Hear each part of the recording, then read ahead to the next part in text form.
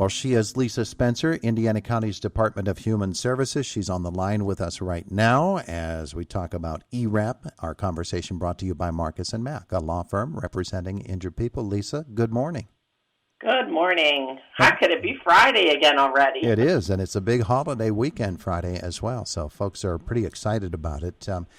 Let's talk about where we have come since we began having these Friday morning conversations, because when we started, the program was brand new. So we've been on for a couple of months. We've had you on each Friday talking about what ERAP is and how it can help people.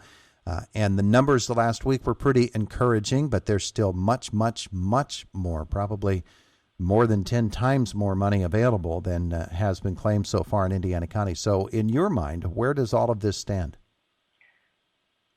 Well, I know that 20 more applications have come in since last week. Mm-hmm. So 5 more have been actually approved. So we're up to 65 approvals, but that leaves 215 that are still pending. So we really need, at this point, I'm more concerned about getting the pending documentation back to ICAP so that we can move them to the approved column, because what I fear might happen is we might get to the end of the program where they say, you have to tell us, who you're going to help and who you can't. And if we don't have that documentation, we won't be able to help the people that are in the pending column. So that's where I'm a little bit nervous, but to date, we've had 401 total applications. All right, so these are people, these ones that you're concerned about, they have started the process, they've made the calls to ICAP, and the application process just needs for them to take the next step, which is providing the documentation that is needed so that we can get them this money. Exactly, yes. Now, some have called ICAP and they have withdrawn their applications because they no longer need assistance. In fact, from last week, we had 27 families in that category, and this week we have 33 families. So that jumped up 6 families that no longer decided that they needed it. Mm-hmm. And I suspect a lot of that came from the stimulus checks that had been sent out, and people were able to catch their bills up with their stimulus money. Yeah. But still, there's a big pot of money. It's over $5 million out there for Indiana County residents, and it's just sitting there waiting for Indiana County residents to claim it. And in order to do so, of course, there are qualifications. This is a program for renters only, and so the landlords who have those renters can participate in the process as well. So let's go over the basics of ERAP. Okay, so basically anybody who is renting in Indiana who is behind on rent and or utilities, or even current, if you know that you're going to be in, having some trouble with a current situation, please call ICAP at 724-465-2657. There are some guidelines. You must be below the 80% area median income. And anybody, I think the one group that we're really missing would be the group that is on unemployment right now. We still have many people on unemployment, and they are an automatic qualifier. And so I guess that's the group that I don't understand as much, because that would be the easiest group to assist as long as they can be within the income guidelines. Yeah, and unemployment is an automatic qualifier. That's important to stress, because that means that jumps over everybody else in terms of whether or not you are qualified. That's going to put you in line to get this assistance that is needed. So if you are unemployed and renting, by all means. And what I always say about this, Lisa, people do ask about it. What I always say is, well, just call ICAP, and if you're not sure, let them figure it out for you, because that's what they're there for. I think that's the best solution in my mind as well, just because I wouldn't want anybody trying to figure this out on their own. That's what ICAP's there for. That's what they hired 2 extra people to help us with this program. So I would just echo what you're saying, tell everyone just to call ICAP and let them figure out whether or not you're approved. All right, so we have talked extensively about rent and falling behind in your rent. You certainly want to get that up to date. Your landlord certainly wants you to get that up to date, and so this is an easy way to do it. But utilities as well, you've got those bills. they don't stop coming. And when the penalties kick in, it gets even worse. So this is really for those people who rent and have utility troubles as well. Both. And I think one thing that we really need to stress again, I know we've mentioned it before, just because there was a moratorium on utilities for a while and for rent, the rent one is still in.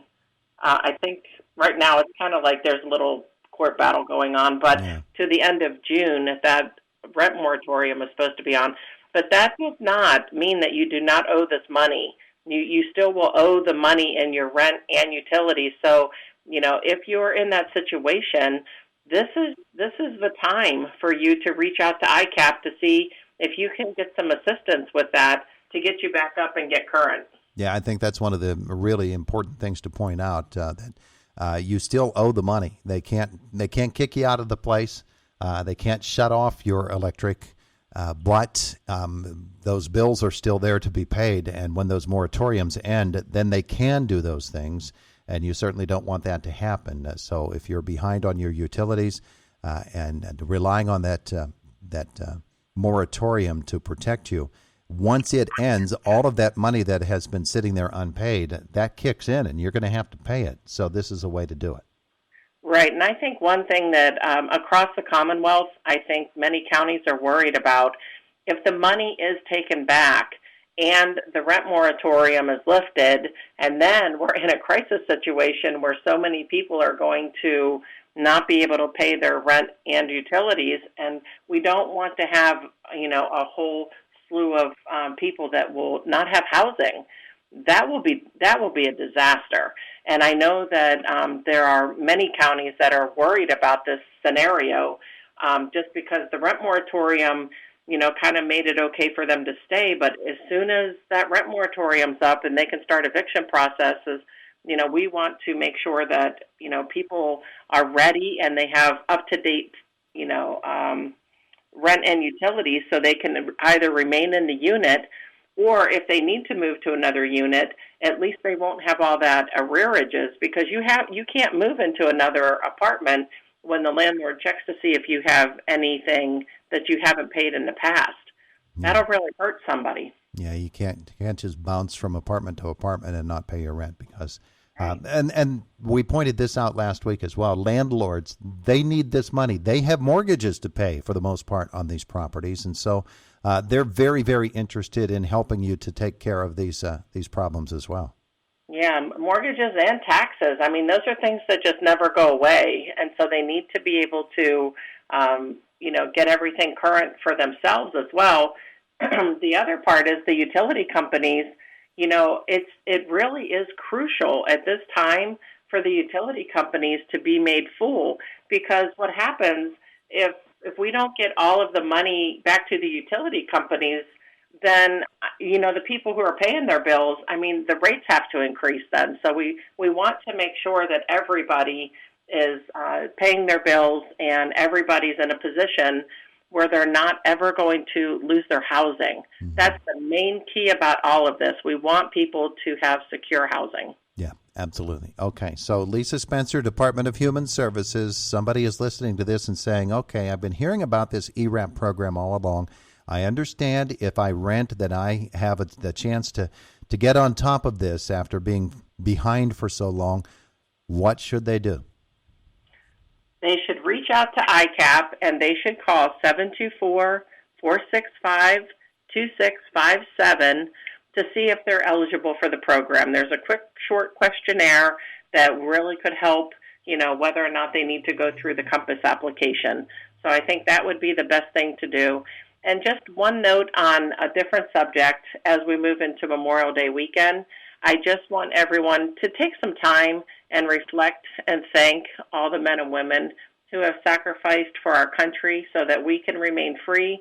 And I have a very, very special place in my heart for the veterans and also the active duty military. I love the population. I love anybody who sacrifices for our country. So Let's remember everybody on Memorial Day weekend. With your military background, we certainly understand. Lisa Spencer, thank you so much. All right. Have a great weekend, Todd. You too.